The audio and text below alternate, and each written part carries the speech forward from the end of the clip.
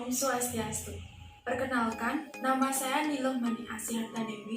Saya dari mahasiswi Uniksa, Fakultas Ekonomi, jurusan S1 Akuntansi. Di video kali ini, saya akan membahas bab sejarah akuntansi, laporan keuangan, dan standar akuntansi. Ada beberapa materi yang akan saya paparkan dalam bab ini, yaitu materi akuntansi dan sejarahnya, yang kedua materi laporan keuangan, dan yang ketiga materi standar akuntansi. Yang pertama, saya akan menjelaskan materi akuntansi dan sejarahnya. Bagi teman-teman, apakah ada yang tahu pengertian dari akuntansi?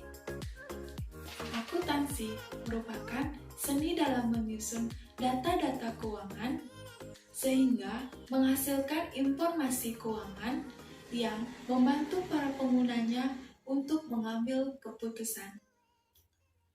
Terdapat beberapa definisi mengenai akuntansi, yaitu pertama, menurut A Statement of Basic Accounting Theory, akuntansi merupakan proses mengidentifikasi, mengukur, dan menyampaikan informasi kepada para penggunanya untuk membuat keputusan. Yang kedua, menurut American Institute of Certified Public Accountant, akuntansi merupakan seni pencatatan, pengklasifikasian, pengiktisaran, transaksi dengan cara tertentu dalam ukuran moneter. Yang ketiga, menurut APB Statement nomor 4 tahun 1970, akuntansi merupakan suatu aktivitas jasa yang memberikan informasi kuantitatif, terutama informasi keuangan, dan berguna untuk mengambil keputusan. Seiringnya perkembangan ilmu akuntansi, ada banyak pihak yang memberikan pandangan yang berbeda-beda mengenai akuntansi, yaitu akuntansi sebagai suatu ideologi, akuntansi sebagai bahasa bisnis, akuntansi sebagai catatan historis, akuntansi sebagai realita ekonomi, akuntansi sebagai sistem informasi, akuntansi sebagai komoditas, akuntansi sebagai pertanggungjawaban, dan akuntansi sebagai teknologi. Littleton membuat daftar 7 prasyarat bagi munculnya pembukuan yang sistematis. Yang pertama, yaitu seni penulisan, the art of writing, karena aspek mekanis dari pembukuan pada intinya adalah sebuah pencatatan. Yang kedua, yaitu aritmetika, karena aspek mekanis dari pembukuan mengandung adanya serangkaian perhitungan sederhana. Yang ketiga, milik pribadi, karena pembukuan hanya berkepentingan dengan pencatatan fakta-fakta mengenai harta benda dan hak miliknya. Yang keempat, uang atau money, yaitu transaksi yang belum selesai karena tidak akan ada dorongan untuk membuat catatan apapun jika seluruh pertukaran dilakukan di tempat saat itu juga. Yang kelima, perdagangan, karena sebuah penjualan lokal saja tidak akan menciptakan cukup tekanan untuk merangsang manusia. Yang keenam, yaitu modal. Selanjutnya, saya akan menjelaskan tentang materi laporan keuangan. Laporan keuangan adalah hasil dari proses akuntansi yang dapat digunakan untuk mengkomunikasikan data-data keuangan atau aktivitas-aktivitas perusahaan kepada pihak-pihak yang berkepentingan.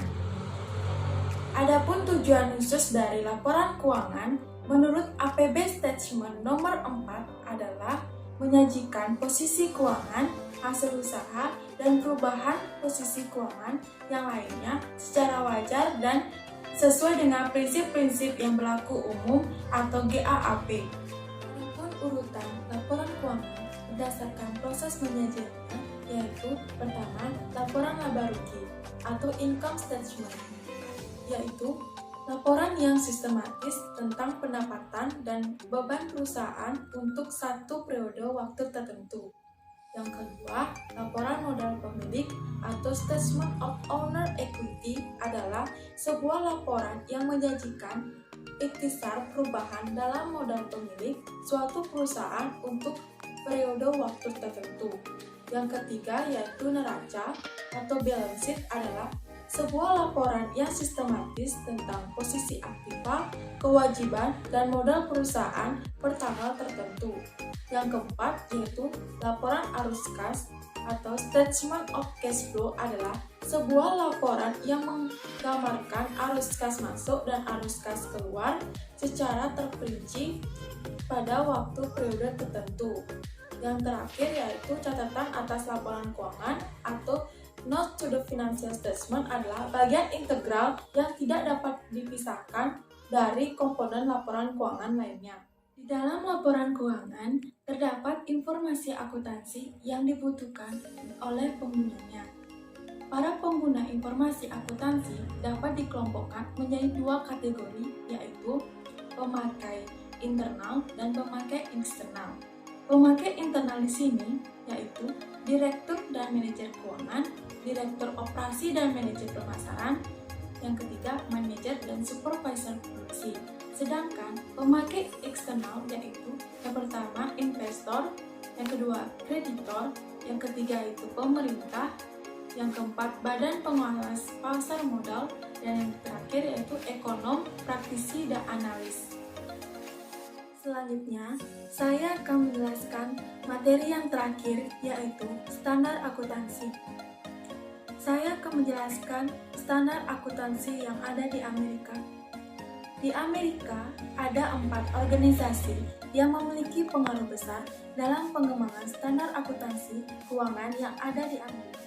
Selanjutnya, saya akan menjelaskan standar akuntansi internasional. Di Amerika, standar ini dinamakan sebagai prinsip-prinsip akuntansi yang berlaku umum atau Generally Accepted Accounting Principle. Standar ini diperlukan sebagai patokan dalam penyusunan laporan keuangan yang baku. Standar akuntansi di beberapa negara. Setiap negara pasti memiliki standar akuntansi yang berbeda-beda. Hal ini bisa dilihat dari bedanya falsafat di masing-masing negara, seperti kondisi ekonomi sosial, budaya, politik, hukum, serta pertahanan dan keamanan masing-masing negara. Tentu saja faktor-faktor tersebut dapat mempengaruhi ataupun dapat membedakan suatu standar akuntansi keuangan suatu negara dengan negara yang lain. Yang terakhir yaitu standar akuntansi di Indonesia. Pada tahun 1973, untuk pertama kali IAI menerbitkan Prinsip Akuntansi di Indonesia atau PAI dengan maksud untuk menghimpun prinsip bagi penerbitan laporan keuangan untuk perusahaan akan memasuki bursa pasar modal. PAI ini merupakan salah satu prasarana mutlak bagi terbentuknya pasar uang dan modal pada waktu itu, di mana laporan keuangan dari perusahaan yang akan menerbitkan surat-surat berharga kepada publik harus disusun berdasarkan prinsip akuntansi.